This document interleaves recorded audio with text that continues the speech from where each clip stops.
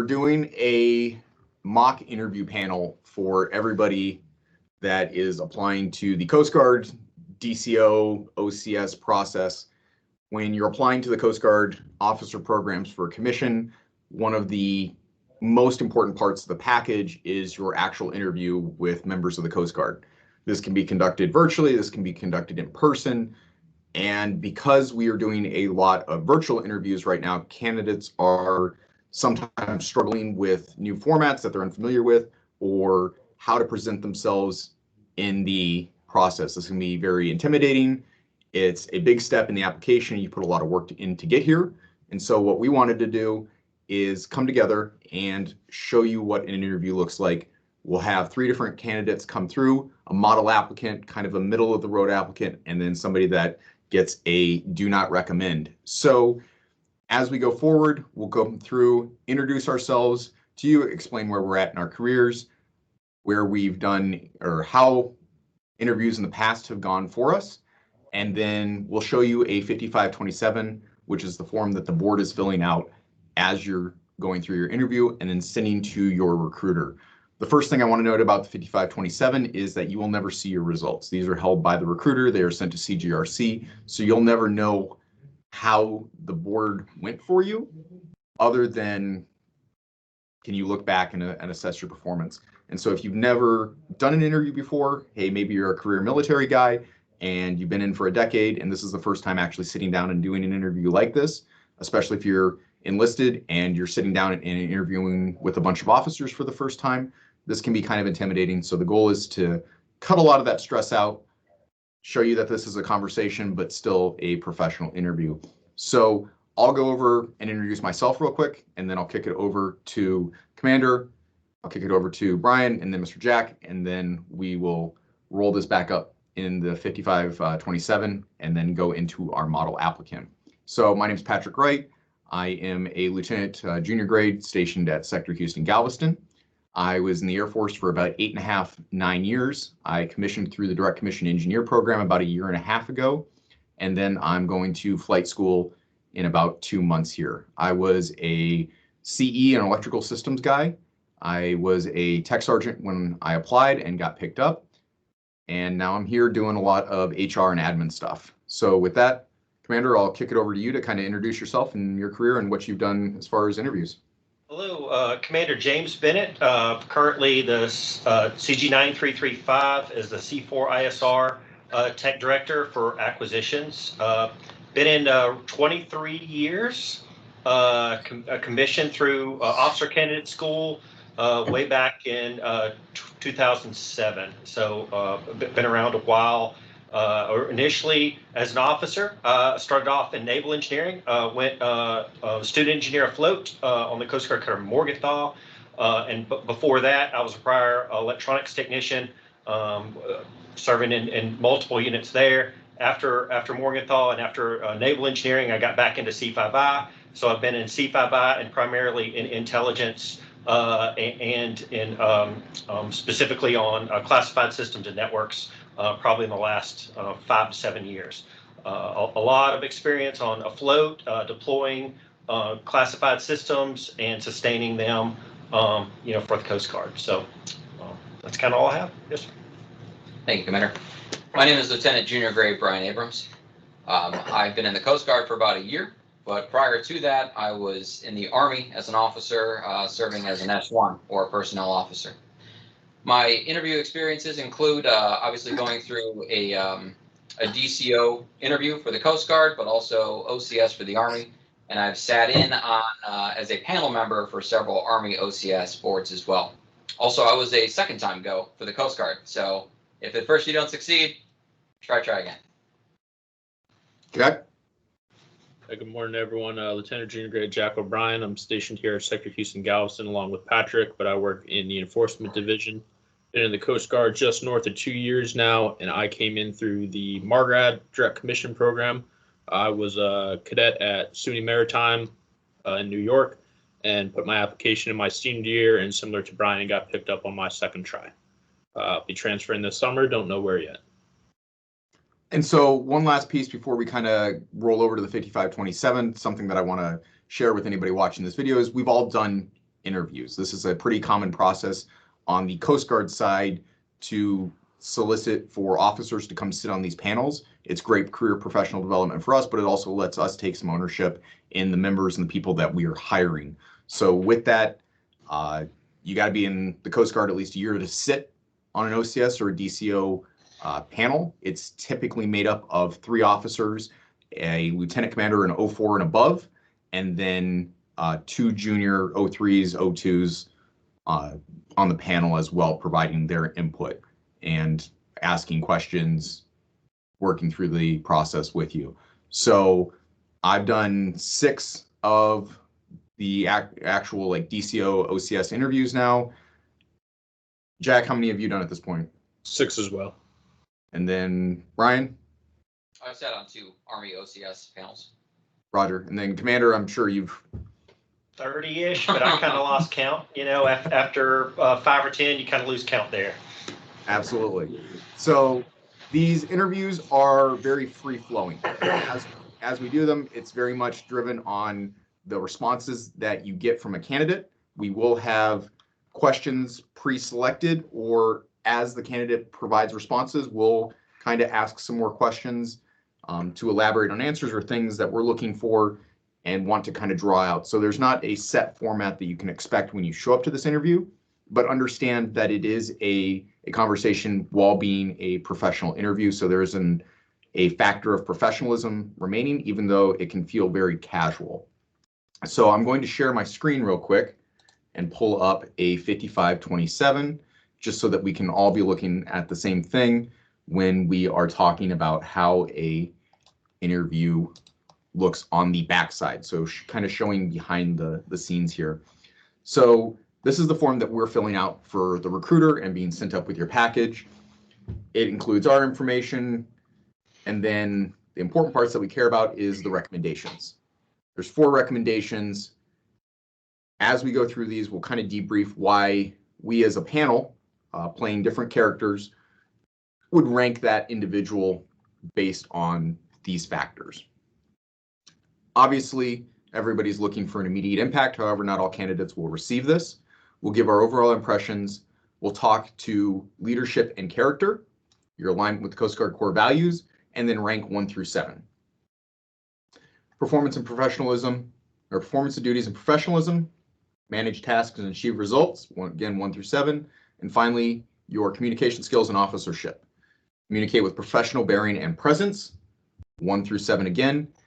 I won't go into what a bad interview means, because that'll be a discussion that you're going to have with your recruiter, and some recommendations, like not recommended, will actually prevent you from re-interviewing for a cycle or potentially longer. So again, it's important to knock the interview out and be successful. That's why we're doing this, because, hey, when I did my interview, there was no information out there on what I was walking to or expecting. And I'm sure Jack and Brian can back me up on this. These were very just, you're walking into something you don't know. And so we're just trying to make the process better. So with that, we will start and transition to our model applicant and go from there.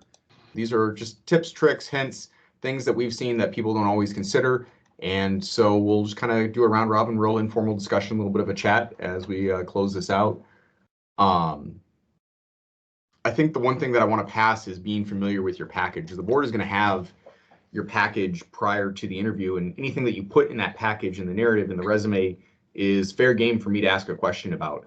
And so being familiar with the letters of recommendation, for example, reading those prior to, so that when I ask a pointed question about a comment that they may have made, or if you introduce something in your narrative, be familiar with your package, know what's in there, be able to speak to all of it. And if you can't speak to it or you don't want to talk about it, don't put it in there. So that would be my big nugget of wisdom to pass, in addition to everything else that we've talked about in the debriefs. I'll pass it to Mr. O'Brien to close out. One of the biggest things is, obviously this was a scripted mock interview. We went off the same questions for every single applicant we showed. That's not what it's going to be like when you actually take your interview. Depending on, you're probably going to hear a lot of the questions we did ask are the big ticket ones that you probably will be asked, but a lot of what you say will kind of guide the conversation. If you say something that sparks the panel's interest, they might ask you to elaborate on that, provide more details. And every panel is going to go differently. I had on my interview, I had a prevention commander as the board chair. And then since the interviews I've been on, I've done them with response officers and prevention officers and intel officers. So every person does it a little bit differently. So just be prepared for that, that it can steer in a completely different direction from what you're expecting. And then for my piece, I just wanted to briefly touch on the narrative portion. A lot of what the narrative is why do you want to join the Coast Guard? And I feel like a lot of people tend to go a little bit cliche, serving my country, blah, blah, blah, that kind of stuff.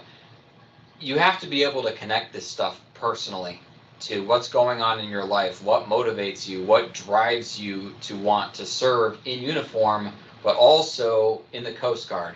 And I think so much of that really comes back to what it is that you want to do in the Coast Guard. What do you want to be? That can be your motivation for joining, not just to serve my country or defend freedom, all those cliches. So finding a heartfelt, not canned answer is very important, both in the narrative and you explaining and defending that position in the interview.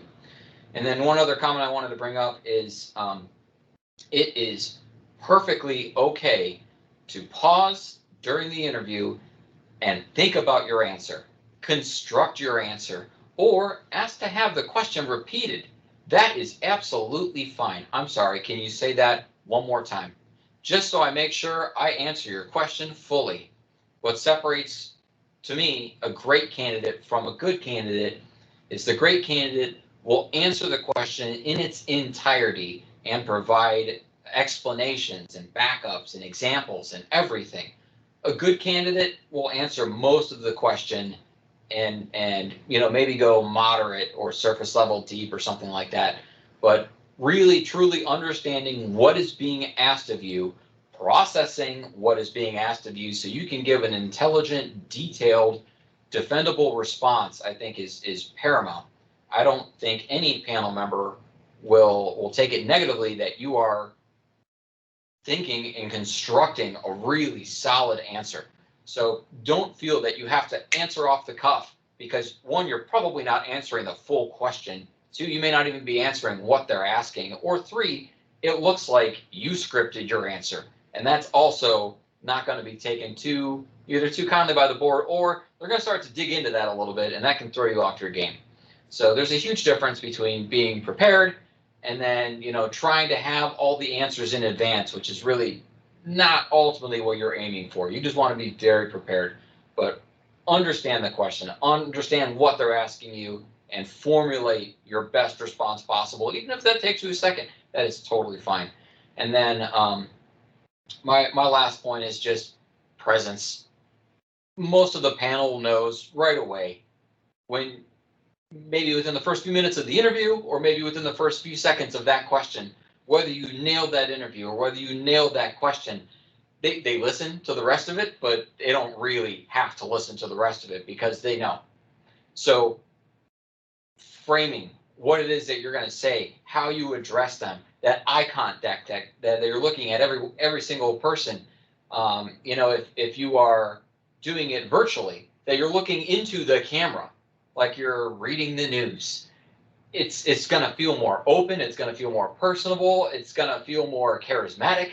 Everything that you want to be during this interview. And a lot of that comes down to not thinking up into the clouds while you're coming up with your answer. Don't dead stare at one person directly, but you can look past somebody and still kind of have that eye contact while you're thinking of your answer. Don't make it seem like you're uncomfortable to be there. And you're going to exude confidence, and you're going to be fine. And then finally, don't sweat the small stuff. If you can't come up with a perfect answer, that's okay. Don't enter into the mindset during your interview that this is going poorly. or because you had a slight misstep that now you're not even going to be selected. Don't worry about that stuff. Just move on. Focus on the next question. Don't focus on maybe errors or mistakes that you have made, because you're just going to compound the situation. So come in with confidence, come in prepared, and you're going to do just fine. Brian, you brought up two really good points there that I really liked, that I wanted just to add some input or detail on. You mentioned charisma and engaging. And one thing when I've done interview preps with candidates before, the thing that I constantly try to harp is just smile.